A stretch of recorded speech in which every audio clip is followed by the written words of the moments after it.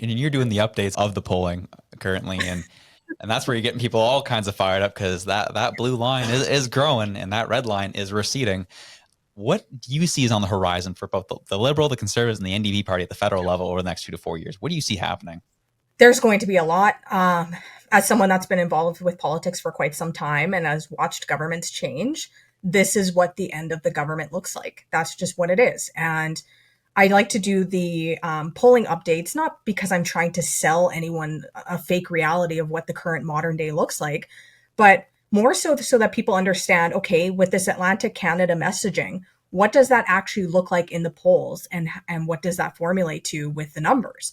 And for me, it's like I like watching it. And I get blowback, people saying, well, the Conservatives were ahead in the 2019 and 2021 elections. Look how that turned out. It's like, yeah, they were never ahead like this. They were ahead enough to make sure that Trudeau never got into another majority government, but they were not ahead like this. And so the other day I was like, you know what?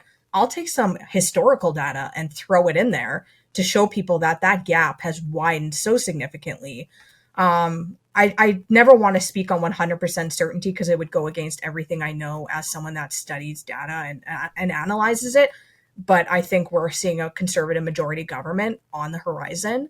I think we're seeing the Liberals knock down to an opposition like the Conservatives had to deal with in 2015. And the NDP, I don't know what's happening there, but they need to figure it out. I love that. Yeah, I think I'm curious though. What is it more? Is it messaging of Polyev, or is it the mess ups of the Trudeau government? What do you think is affecting that separation more? It's both. I think the Liberal government has dropped the ball so significantly on a number of issues. I think they really were hoping that COVID would be their winning thing to drive them back into that majority, and unfortunately, it wasn't there. Trudeau's been kind of divisive on a number of issues, and I'm not someone that ever goes too far to the left or too far to the right on certain issues. And if I can see that it's divisive, I know that the rest of normal thinking people are thinking the same thing as me, where they're like, he kind of took a weird stance on that, and I don't really like it. Um, but for me, I think that Pierre is talking simple language for people that don't really understand. No, I don't want to say that don't understand politics, but aren't paying attention to politics. He really speaks to people that, you know what I mean? Like non-politicals. Like I have friends that are non-political that don't care, but his videos are like, I understand that. Or yeah, that makes total sense. I don't like that Trudeau's doing that. Whereas Aaron O'Toole, I felt overcomplicated everything, and I'm not seeing that out of Pierre. And I actually would totally agree with you on that. As someone who I was since 2015, I wasn't fired up about the election of Trudeau, but I was like, all right, he's in, give him a shot. Let's see what happens. By 2019, I was like, all right, this guy's got to go. I'm not a huge fan of him, but I wasn't a fan of Andrew Scheer either. I didn't think he was the answer, and then I felt the exact same way about O'Toole in that next election, where I'm like, these guys are not the answer because their messaging is not on point.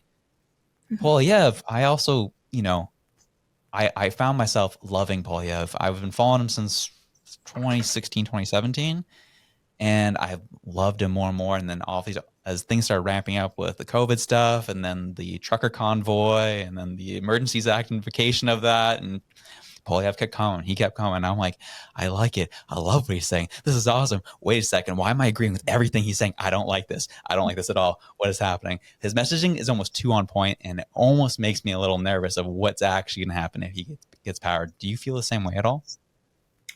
Yeah, I do. And I also think that that feeling that you're having with Polyev is a brand that he's been building for a long time. There's only been one other MP that I can think of off the top of my head that has connected with people that way, and that's Michelle Rempel Garner. And people might disagree with that because she's kind of not as mainstream as she used to be.